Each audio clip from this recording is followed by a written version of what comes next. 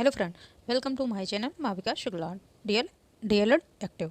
मेरे चैनल पर DElEd first semester के सभी सब्जेक्टों की वीडियो मिलती हैं और आज मैं डीएलएड फर्स्ट सेमेस्टर के विज्ञान तृतीय प्रश्न पत्र विज्ञान के लघुत्तरीय प्रश्न करा रही हूँ, जिसमें मैं लघुत्तरीय प्रश्न आप लोगों के साथ डिस्कस करूँगी। तो चलिए देखते हैं। और आप लोगों को अगर मेरी इन वीडियो से जो भी मैंने सब्जेक्टों की वीडियो बनाई हैं राजन सीरीज से, अगर आपकी थोड़ी भी हेल्प होती हो तो प्लीज़ मेरे चैनल को लाइक करें, सब्सक्राइब करें और कमेंट करके बताएं कैसी लगती हैं। तो चलिए देखते हैं विज्ञान के अति लघुत्तरीय प्रश्न। प्रश्न पहला है, चुंबक के गुण बताइए। क्या है? चुंबक के गुण बताइए। उत्तर देखते हैं। हेडिंग है चुंबक के गुण। चुंबक में मुख्यतः 3 गुण पाए जाते हैं। चुंबक में मुख्यतः 3 गुण पाए जाते हैं। पहला है आकर्षण, दूसरा है दिशात्मक गुण। पहला है आकर्षण। आकर्षण में देखते हैं उसकी डेफिनेशन। चुंबक में धातुओं को आकर्षित करने की क्षमता होती है। चुंबक में लोहे इस्पात आदि धातुओं के टुकड़े को अपनी ओर आकर्षित करने की क्षमता होती है। धातु के टुकड़ों को अपनी ओर आकर्षित करने की क्षमता होती है। यदि किसी चुंबक को लोहे की छीलन के महीन बुरादे के पास लाया जाए तो बुरादा नमक से चिपक जाता है। चुंबक से चिपक जाता है। नमक से चिपक जाता है। चिपके हुए बुरादे की मात्रा चुंबक के दोनों ओर सिरों पर सबसे अधिक एवं बीच में सबसे कम होती है। इससे यह निष्कर्ष निकलता है कि चुंबक की आकर्षण शक्ति उसके दोनों किनारों पर सबसे अधिक अथवा मध्य में सबसे कम होती है। चुंबक के किनारे के दोनों सिरे को चुंबक के ध्रुव पोल्स कहा जाता है। दूसरा हेडिंग है दिशात्मक। यदि किसी चुंबक को धागे से बांधकर स्वतंत्रतापूर्वक लटका दिया जाए तो उसके दोनों सिरे हमेशा उत्तर दक्षिण दिशा की ओर संकेतित होते हैं। जो सिरा उत्तर की ओर होता है उसे चुंबक का उत्तरी ध्रुव कहा जाता है, नॉर्थ पोल कहते हैं, एवं जो सिरा दक्षिण की ओर रहता है उसे साउथ पोल कहा जाता है। चुंबक के उत्तरी ध्रुव को नॉर्थ से तथा दक्षिण ध्रुव को साउथ से व्यक्त करते हैं। नॉर्थ या साउथ, नॉर्थ का एन से तथा दक्षिण ध्रुव को एस से व्यक्त करते हैं। थर्ड हेडिंग है ध्रुवों के आकर्षण प्रतिकर्षण। यदि एक चुंबक के उत्तरी ध्रुव को दूसरे चुंबक के उत्तरी ध्रुव के पास लाया जाए तो दोनों ध्रुवों में परस्पर प्रतिकर्षण होता है, तथा यदि चुंबक के उत्तरी ध्रुव को दूसरी चुंबक की दक्षिणी ध्रुव के निकट लाया जाए तो उसमें परस्पर आकर्षण होता है। इससे निष्कर्ष निकलता है कि चुंबक के समान ध्रुवों के बीच प्रतिकर्षण एवं विपरीत ध्रुवों के बीच आकर्षण होता है। जैसे कि चुंबक के दो टुकड़ों में एक चुंबक हो, उसे 2 टुकड़ों में जब हम तोड़ देते हैं और उसे हम जोड़ने की कोशिश सामने जब ले जाते हैं तो उत्तरी ध्रुव एक चुंबक का उत्तरी ध्रुव और दूसरी चुंबक का भी उत्तरी ध्रुव अगर जोड़ने की कोशिश करते हैं तो कभी नहीं जुड़ता है। क्योंकि उसमें प्रतिकर्षण होता है। लेकिन अगर वही दक्षिण ध्रुव जो ले जाते हैं तो उसमें आकर्षण पैदा हो जाता है और वो चिपक जाती है आपस में। इससे यह सिद्ध होता है कि दोनों ध्रुवों के बीच प्रतिकर्षण होता है एवं विपरीत ध्रुवों के बीच आकर्षण होता है। एक विलिंग या पृथक ध्रुव का कोई अस्तित्व नहीं होता है। किसी चुंबक को मध्य से तोड़ देने पर इसके ध्रुव भिन्न भिन्न नहीं होते, बल्कि टुकड़े हुए भाग पुनः एक पूर्ण चुंबक बन जाते हैं तथा प्रत्येक भाग में उत्तरी एवं दक्षिणी ध्रुव उत्पन्न हो जाते हैं। एक विलिंग अवशेष हो तो स्वतंत्र अवस्था में अस्तित्व में रह सकता है, लेकिन एक विलिंग चुंबकीय ध्रुव विलिंगित अवस्था में नहीं रह सकता है। चुंबक के उत्तरी ध्रुव तथा दक्षिणी ध्रुव को मिलाने वाली रेखा चुंबकीय अक्ष कहलाती है। क्या कहलाती है? चुंबकीय अक्ष। मैग्नेट एक्सिस कहलाती है। क्वेश्चन नंबर दूसरा देखते हैं। समय के मापन का संक्षिप्त टिप्पणी करिए। समय के मापन पर संक्षिप्त टिप्पणी लिखिए। उत्तर देखते हैं। समय के मापन से हमारा आशय काल अंतराल की माप से है। साधारण बोलचाल की भाषा में समय मापन है तो किसी घड़ी के उपयोग की बात की जाती है। उस समय भी हमारा आशय काल मापन की ही होता है। हमें प्रतिदिन छोटे छोटे काल अंतरालों को मापने की आवश्यकता पड़ती है। जैसे ट्रेन या बस में सफ़र करते समय घर से विद्यालय जाने के लिए टेलीविज़न या रेडियो पर समाचार सुनने या अन्य कोई प्रोग्राम देखने के लिए काल अंतराल मापन की आवश्यकता होती है। क्वेश्चन नंबर, परागण प्रक्रिया को समझाइए। परागण प्रक्रिया को समझाइए। उत्तर है परागण प्रक्रिया को समझाइए। उत्तर है पराग कोशों में परागकण बनने के पश्चात यह जरूरी है कि परागकण के नर केंद्रक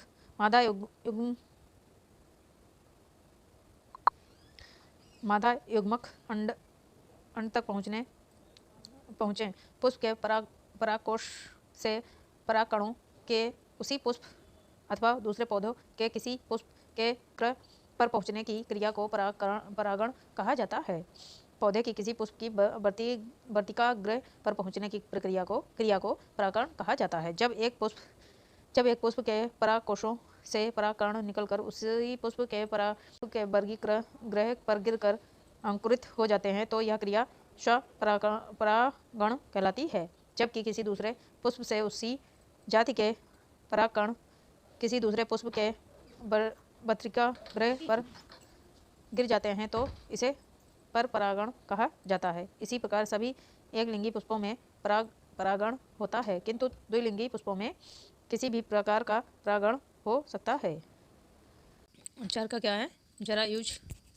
जरायुज और अंडायुज में क्या अंतर है? जरायुज में अंडायुज में क्या अंतर है? उत्तर है जरायुज और अंडायुज में अंतर। देखते हैं। जरायुज प्रजनन की एक विधि है। जरायुज एक प्रजनन की एक विधि है जिसमें बच्चों के भ्रूण का विकास माँ के शरीर के अंदर होता है और जीवित शिशु को जन्म दिया जाता है। अंडजता के विपरीत जरायुजता में भ्रूण का पोषण माँ के शरीर में उपस्थित अपरा के मध्य से होता है। जरायुजता स्तनधारियों में सबसे आम प्रजनन विधि है। यह कुछ सरीसृपों और उभयचरियों, संधिपादों और मछली की कुछ प्रजातियों में ही भी पाई जाती है। वही अंडायुज का देखते हैं। अंडायुजता जीवों के प्रजनन की विधा है जिसमें भ्रूण का विकास अंडे के भीतर होता है और अंडा परिपक्व होकर फूटने तक माता के शरीर के अंदर ही रहता है। जरायुज जीवों की भांति आंतरिक निषेचन होता है और जीवित शिशुओं का जन्म होता है। अंतर सिर्फ इस बात का होता है कि इसमें जरायुज प्राणियों की तरह भ्रूण माता से अपरा के मध्य से जुड़ा नहीं होता है और भ्रूण का पोषण पीतक कोष द्वारा होता है। माँ के शरीर द्वारा शासन होता है।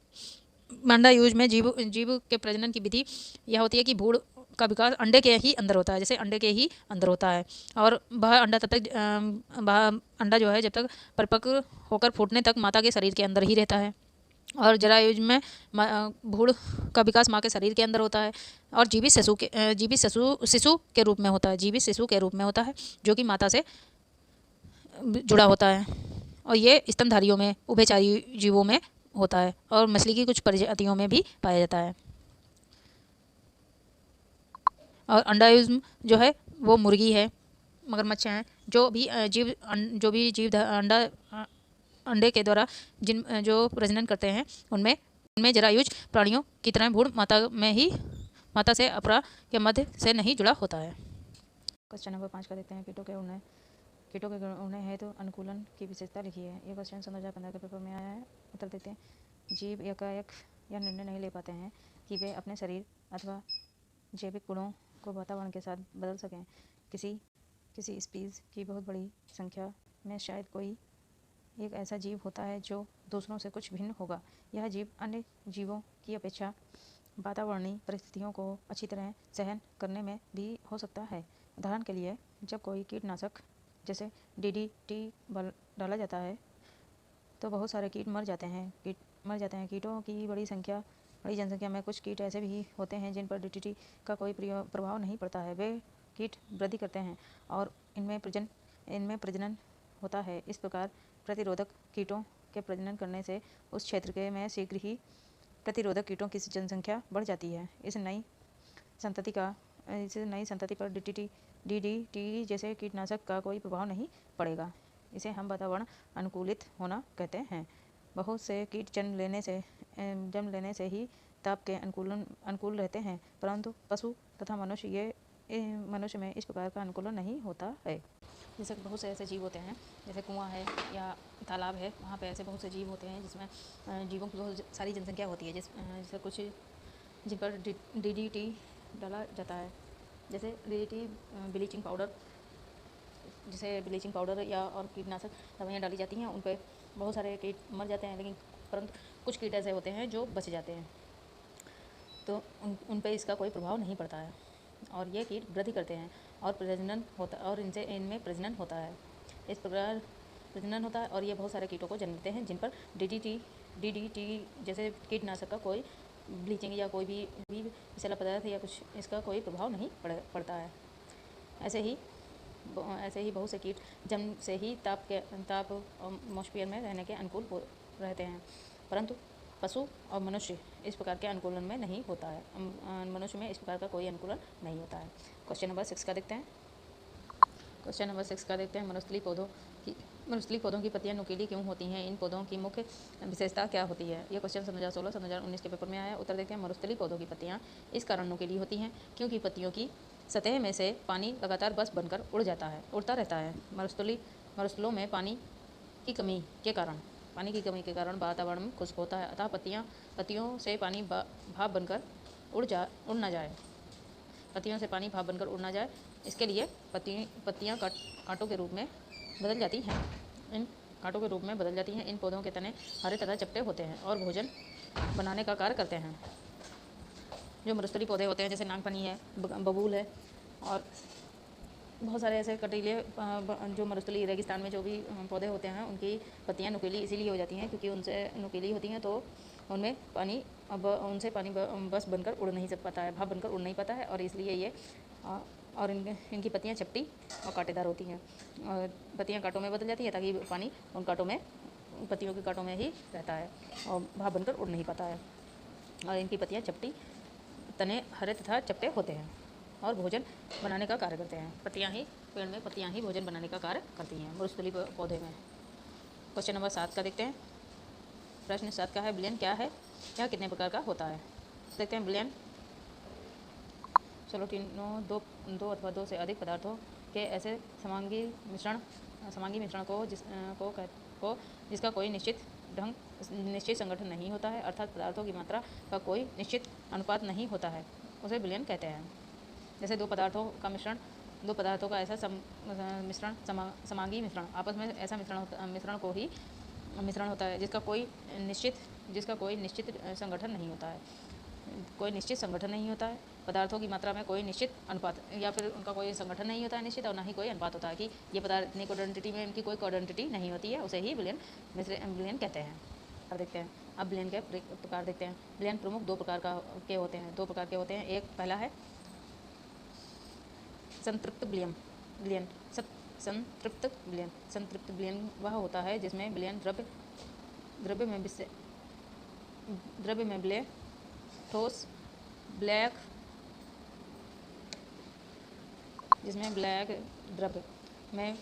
द्रव्य में विलय ठोस, ब्लैक को ठोस कहते हैं, ब्लैक को द्रव्य कहते हैं, कि किसी ताप पर अधिकतम संभव मात्रा उपस्थित रहती है। अतः यदि ताप को स्थिर रखते हुए जल में नमक की अधिक मात्रा डाली जाए तो एक स्थिति में नमक का घुलना रुक जाता है एवं कुछ ठोस नमक विलयन की तली में पड़ा रह जाता है। जब तक विलयन में कुछ भी बिना घुले शेष न रह जाए उसे संतृप्त नहीं कहा जा सकता है। इस स्थिति में विलयन में विलय की मात्रा तथा बचे हुए विलय की मात्रा के साथ एक गत्यात्मक साम्य स्थापित हो जाता है, जिसे निम्नवत व्यक्त किया जा सकता है। विलयन की घुली हुई मात्रा, विलयन की बिना घुली हुई मात्रा। अतः संतृप्त विलयन का लक्ष्य यह है कि उसके संपर्क में कुछ बिना घुला हुआ विलयन भी उपस्थित है। नंबर 2, असंतृप्त विलयन वह होता है जिसमें विलय की मात्रा उसमें घुलती जाती है जब तक कि विलय संतृप्त मिल ना जाए। विलयन की संतृप्तता पर ताप का प्रभाव विलयन की संतृप्तता पर ताप का प्रभाव। किसी संतृप्त विलयन का यदि ताप बढ़ाया जाए तो उसमें और अधिक विलय घुलता जाता है, अर्थात ताप बढ़ाने के साथ साथ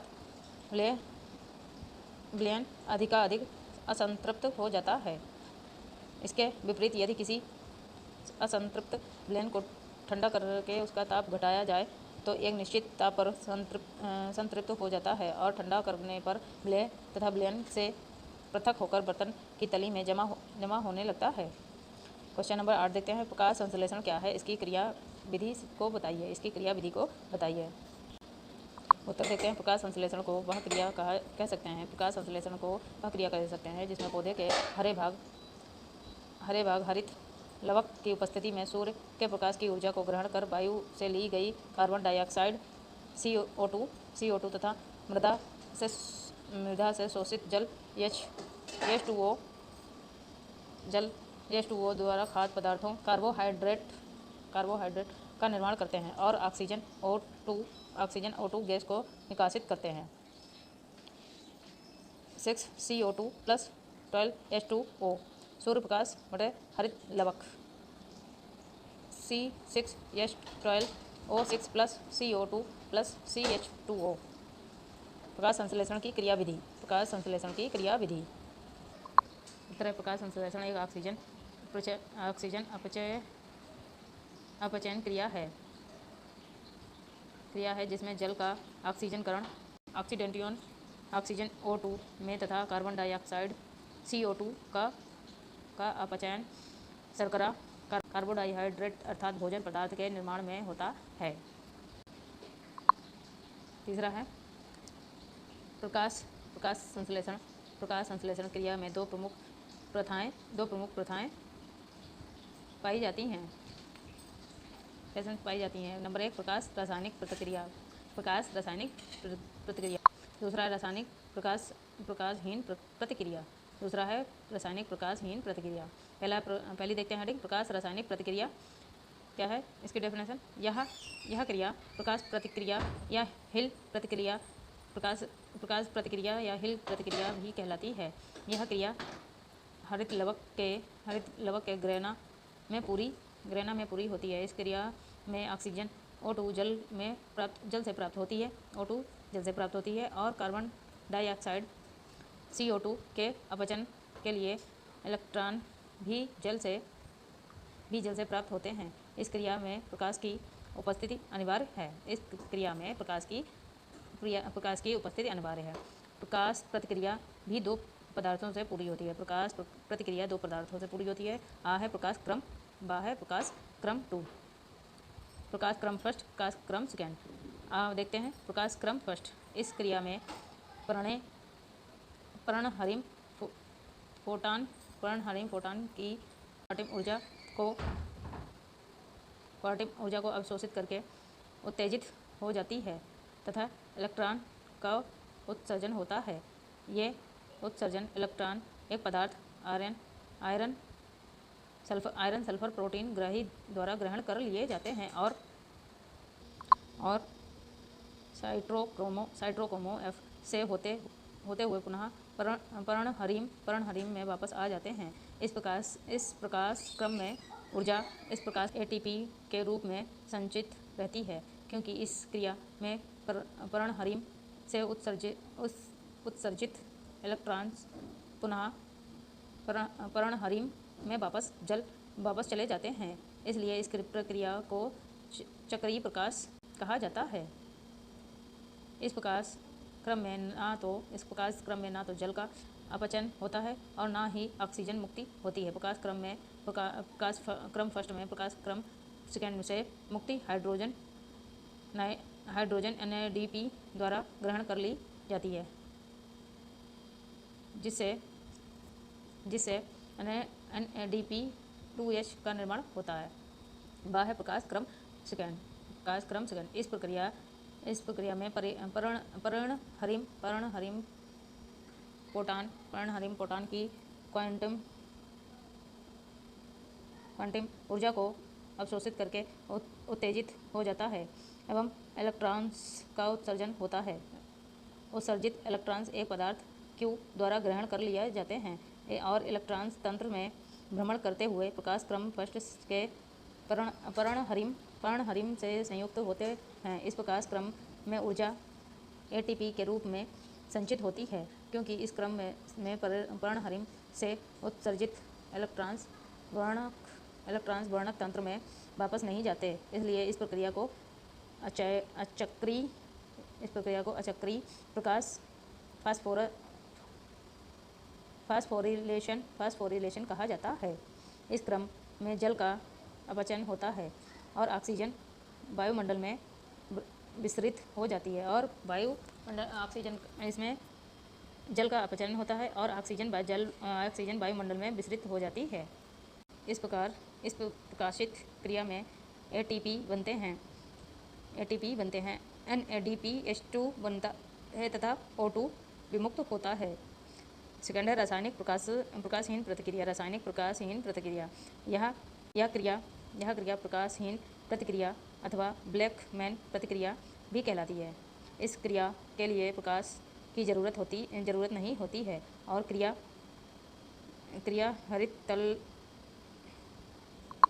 क्रिया हरितलवक के स्टोमा भाग में संपन्न होती है। इस क्रिया में प्रकाश रसायन क्रिया द्वारा निर्मित एटीपी तथा NADPOH 2H ऊर्जा वाहकों को स्टोमा में प्रवेश होता है तथा अधिक ऊर्जा युक्त कार्बन पदार्थों अर्थात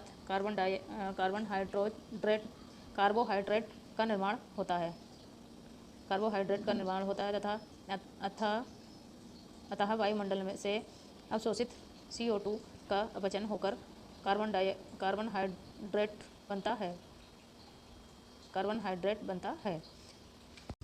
मैं आप लोगों के लिए ये राजन श्री से साइंस के अतिलघुत्री करा रही हूँ और मैंने पिछले सन 2021 के सन 2022 के पेपर देखे हैं। राजन श्री से 95% क्वेश्चन आते हैं। मैंने पवन सीरीज भी देखी है और राजन सीरीज भी देखी है। पवन सीरीज की अपेक्षा राजन सीरीज में अत्यधिक क्वेश्चन हल होते हैं, सारे मिलते हैं। बस मैथ के ही कुछ क्वेश्चन जो बाहर से दे दिए जाते हैं, एक दो गलत होते हैं। बाकी सारे क्वेश्चन राजन सीरीज में, मैंने मैथ का सन 2022 का पेपर देखा था पिछले साल का, वो भी राजन सीरीज में सारे क्वेश्चन उसके मिले थे।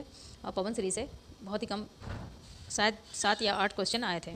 बाकी सब राजन सीरीज से जब मैंने देखा तो उसमें सारे क्वेश्चन मिल रहे थे। तो इसीलिए मैंने आप लोगों के लिए इसके साथ राजन सीरीज से ही अपनी सारी वीडियो में डिस्कस करती हूँ। और पवन सीरीज और राजन सीरीज में सबसे अच्छी राजन सीरीज होती है। चलिए आगे देखते हैं 9 का क्वेश्चन नंबर 9 का देखते हैं। पत्तियों के रूपांतरण का वर्णन कीजिए। उत्तर देखते हैं। पत्तियों का रूपांतरण हेडिंग है। जब पत्ती के स्थान पर कोई अन्य संरचना बनती है तो उसी पत्ती का रूपांतरण कहा जाता है। जब पत्ती की कली या डाल की संरचना होती है, ये संरचनाएं उन्हें रूपांतरण कहा जाता है। ये संरचनाएं निम्न प्रकार की हो सकती हैं। जैसे पहला है पर्णघट। इसमें पूरी पत्ती या फल का कुछ भी भाग गड़े के समान आकृति में परिवर्तित हो जाता है, जैसे पेंथिस तथा डायस्क्रीडिया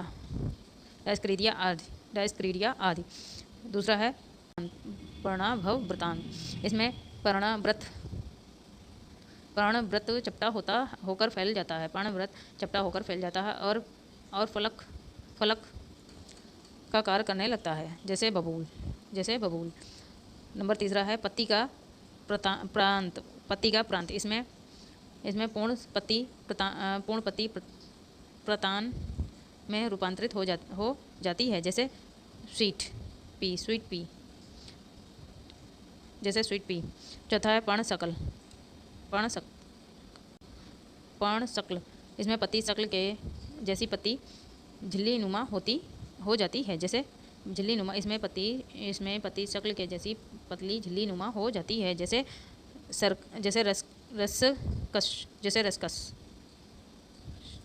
रसकस की पत्ती। बी है पत्रक प्रांत। पांचवा है पत्रक प्रांत। संयुक्त पत्ती के पत्रक प्रांत में हो जाते हैं तो पत्रक प्रांत कहलाता है, जैसे मटर। 6 का है पर्णथैली। कुछ पौधे जैसे यूट्रिकुलेरिया आदि में पत्ती थैलीनुमा संरचना में रूपांतरित हो जाती हैं। 7वां है पर्णशूल। इसमें पत्ती की संरचना के स्थान पर शूल बन जाता है, जैसे बरबेरी की पत्ती। क्वेश्चन नंबर 10 देखते हैं, गति किसे कहते हैं? गति के प्रकार बताइए। उत्तर देखते हैं, समय के साथ वस्तु की स्थिति में परिवर्तन को वस्तु की गति कहा जाता है। समय के साथ वस्तु की स्थिति में परिवर्तन को वस्तु की गति कहा जाता है। मुख्यतः गति तीन भागों में विभक्त की जाती है। तीन भागों में विभक्त की जा सकती है। पहली है स्थानांतरी गति। जब कोई वस्तु एक सीधी रेखा में गति करती है तो ऐसी गति को स्थानांतरी गति कहते हैं। स्थानांतरी गति को रेखीय गति भी कहा जाता है, जैसे सीधी पटरी पर चलती रेलगाड़ी। स्थानांतरी गति के मूल बिंदु से दाईं ओर की दूरी को धनात्मक एवं बाएं ओर की दूरी को ऋणात्मक रूप में व्यक्त किया जाता है। नंबर 2 है घूर्णन गति। जब कोई पिंड किसी अक्ष से परितः घूमता है तो ऐसी गति को घूर्णन गति कहा जाता है, जैसे पृथ्वी का अपने अक्ष पर घूमना घूर्णन गति का प्रमुख उदाहरण है। तीसरा है कंपित गति। जब कोई वस्तु निश्चित बिंदु के इधर उधर गति करती है तो इसे कंपनी गति कहा जाता है। कंपित गति कहा जाता है, जैसे घड़ी के लोलक का अपनी माध्यमा स्थिति के दोनों ओर दोलन करना, दोनों ओर घूमना।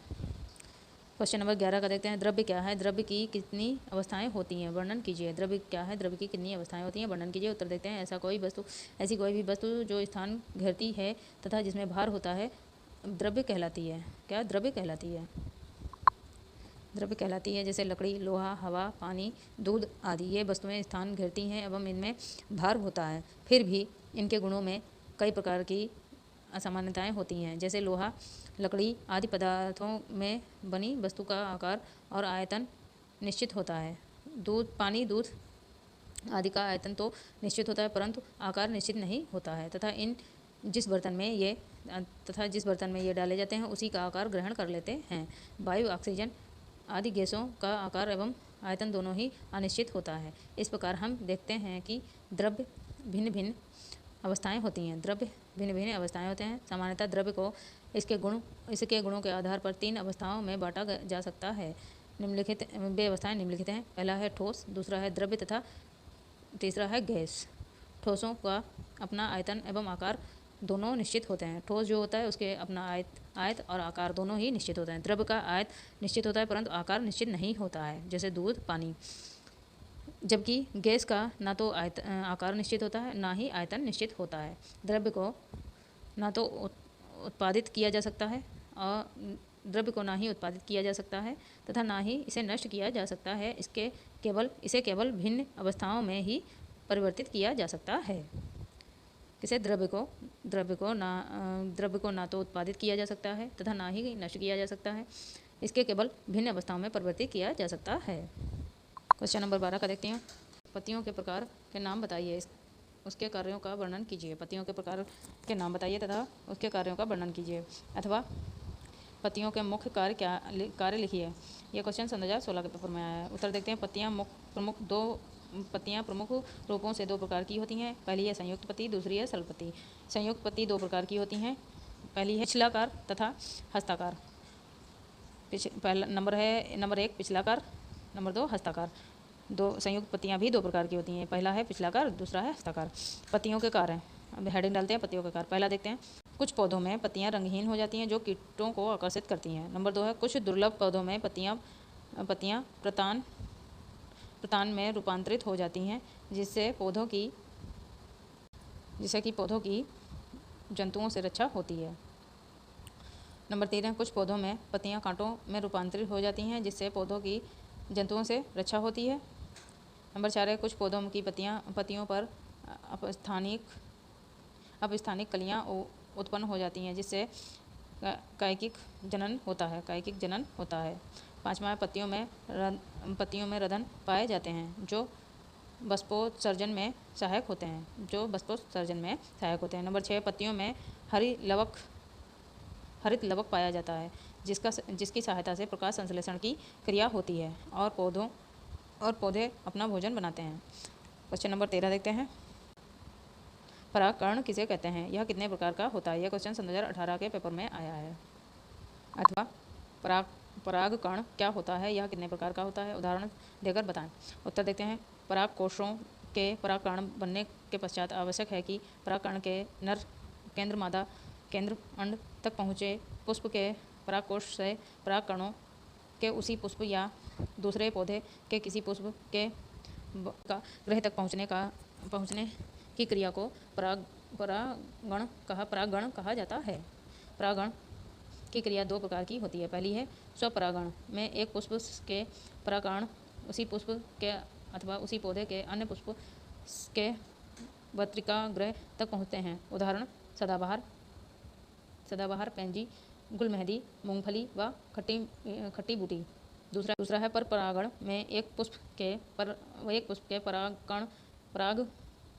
परागकण उसी जाति के किसी दूसरे पौधे पर लगे पुष्प के पत्रिका ग्रह पर पहुँचते हैं।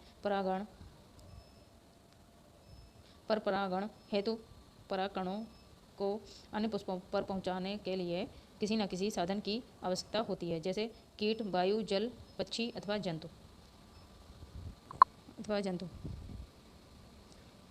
उदाहरण सूरजमुखी, गेंदा, सैल्विया आदि कीट परागण होते हैं। गेहूँ, धान, मक्का सभी घास में वायु परागण पाया जाता है। सेलम, आम, बबूल आदि में गिलहरी व चिड़ियों द्वारा, कंदम व कचनार में चमगादड़, अक्रिडस में घींगी घोंघा द्वारा परागण होता है। क्वेश्चन नंबर 14 का देखते हैं। बीज के अंकुरण को स्पष्ट कीजिए अथवा बीजों के अंकुरण का नामांकित चित्र बनाइए। यह क्वेश्चन 2017 के पेपर में आया है। उत्तर देखते हैं। बीज तथा बीजों का अंकुरण हेडिंग है। बीजों में उत्तर देखते हैं। बीजों में भ्रूण सुप्तावस्था में होता है, किंतु जब बीज को उचित नमी, वायु तथा ताप मिलता है तो बीज के अंदर का असक्रिय भ्रूण सक्रिय हो जाता है तथा वृद्धि करना शुरू कर देता है और एक नया छोटा सा पौधा बाहर निकल जाता है। इसी क्रिया को अंकुरण कहा जाता है। अंडद्वार के द्वारा जल शोषित कर बीज फूल जाता है और बीज चोल नरम होकर फट जाता है। बीज पत्रों में अथवा भ्रूणपोष में उपस्थित संचित भोज पदार्थ एक घोल के रूप में परिवर्तित हो जाता है, जो वृद्धि करते हुए भ्रूण द्वारा उपयोग में लाया जाता है। भ्रूण के आकार में वृद्धि के साथ मूलांकुर बीज से प्रथम जड़ के रूप में बाहर निकलता है और नीचे मिट्टी की ओर बढ़ना शुरू कर देता है।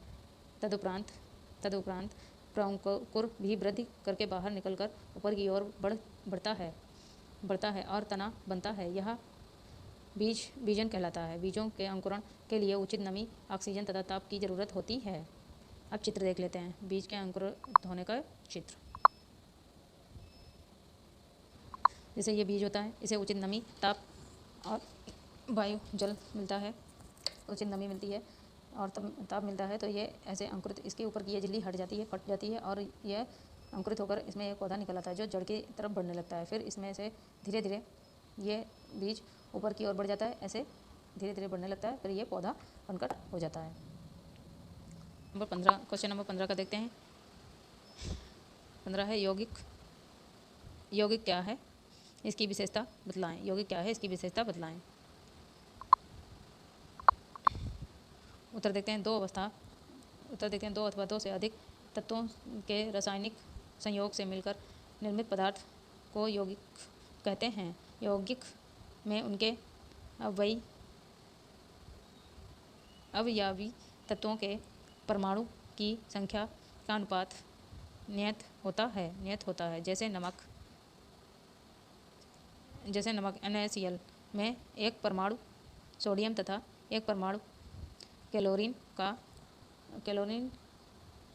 की होता है अतः इसमें 1:1 का अनुपात होता है। इसी प्रकार में हाइड्रोजन एवं ऑक्सीजन का रासायनिक सहयोग द्रव्यमान के आधार पर 1:8 के अनुपात में होता है।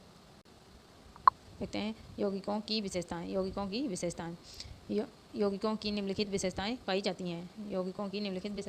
पहली है यौगिकों का रासायनिक संगठन निर्धारित एवं स्थिर होता है, अर्थात एक यौगिक तत्वों अव्यय तत्वों के परमाणुओं की संख्या एवं तत्वों का द्रव्यमान एक निश्चित अनुपात में होता है। नंबर 2 है यौगिक समांगी होते हैं, अर्थात यौगिक के प्रत्येक भाग में उसकी सभी विशेषताएं पाई जाती हैं। नंबर 3 है यौगिक के गुण एवं अव्यय तत्वों के गुणों का से भिन्न होते हैं। नंबर 4 है यौगिकों का गलनांक निश्चित होता है। नंबर 5 है प्रत्येक यौगिक के भौतिक एवं रासायनिक गुण निश्चित होते हैं। नंबर 6 है यौगिक का पथनांक निश्चित होता है। यौगिकों के अवयवों तत्वों को साधारण भौतिक विधि के द्वारा अलग नहीं किया जा सकता है। 8वां देखते हैं यौगिक बनाने की प्रक्रिया में प्रायः या तो ऊष्मा, प्रकाश या विद्युत ऊर्जा उत्पन्न होती है अथवा अवशोषित होती है। क्वेश्चन नंबर 16 का देखते हैं लघु बीजाणु या परागकण की संरचना बताइए। हेडिंग है लघु बीजाणु। उत्तर है प्रत्येक परागकण एक अंगुणित कोशिकाएं संरचना होती है जिसकी ब्रह्मचौल मोटी, सख्त तथा अलंकृत होती है। इसका निर्माण गैस्ट्रोपोलन से होती है। इसके भीतर पेक्टन एवं सेलुलोज की बनी एक पतली झिल्ली नुमा संरचना होती है जिसमें अंतःचोल कहते हैं। परागकण के अंकुरण के समय परागनली इसी अंतःचोल से निर्मित होती है। इन भित्तियों के अंदर कोशिका द्रव्य पाया जाता है। इस द्रव्य में एक बड़ा केंद्रक होता है। लघु बीजाणु नर युग्म कोद्भिद की पहली कोशिका होती है। प्रत्येक कुल एवं पौधे में परागकणों की संरचना उसके ब्रह्मचौल के अलंकरण से पृथक हो जाती है, जिस कारण यह लक्षण वर्गीकरण में एक महत्वपूर्ण भूमिका निभाता है। परागकणों के अध्ययन वर्तमान समय में अत्यंत महत्वपूर्ण है। एलर्जी तथा अपराध विज्ञान में इसी का ज्ञान जरूरी माना जाता है। यह एक प्रकार का संपूर्ण विज्ञान है जिसके अंतर्गत परागकणों का आकार, प्रकार तथा अलंकरण का अध्ययन किया जाता है। लघु युग्मक जनन।